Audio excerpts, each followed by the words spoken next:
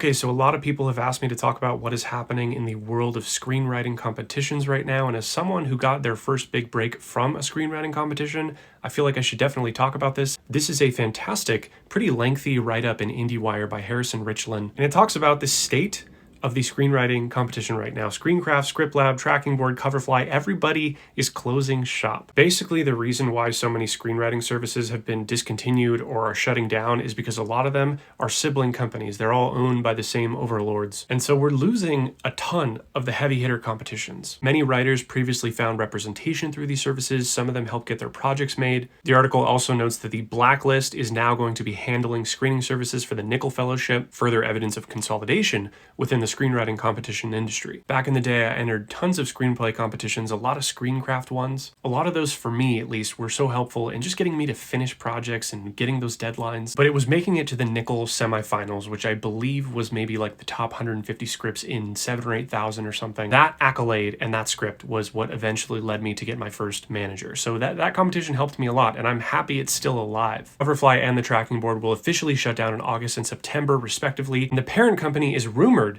to be working on some new all-in-one platform that merges all of these things together. Maybe that will streamline the process and offer more to screenwriters, maybe not. Here's where the article gets interesting. This speaks to the larger state of screenwriting. It says the harsh truth, screenwriting is in trouble. The pipeline for getting your script made has dried up. Blame COVID, blame the strikes, blame studios that refuse to greenlight new projects. Whatever the reason, the path to becoming a working screenwriter is harder. If you watch my content, you probably know that, yeah, this is true. I talk about it all the time. It's very tough in Hollywood right now, not just for screenwriters, by the way, across the board. The article then says, maybe throwing your script into a pit of other scripts in the hopes of earning someone's attention was never a foolproof strategy, especially when there are so many other ways that may be more effective. The article suggests building your own website, showcasing your scripts online. Grow your audience. You can't just write a great script and expect a deal anymore. Today, screenwriters need to be their own brand. That means staying visible, start a Substack, post videos on TikTok or YouTube about your creative journey, find your community online. They also suggest making stuff. If you're a writer who wants to see your work on screen, stop waiting for permission. The final product, meaning a short film, pilot, proof of concept reel, speaks louder than a logline. Finished work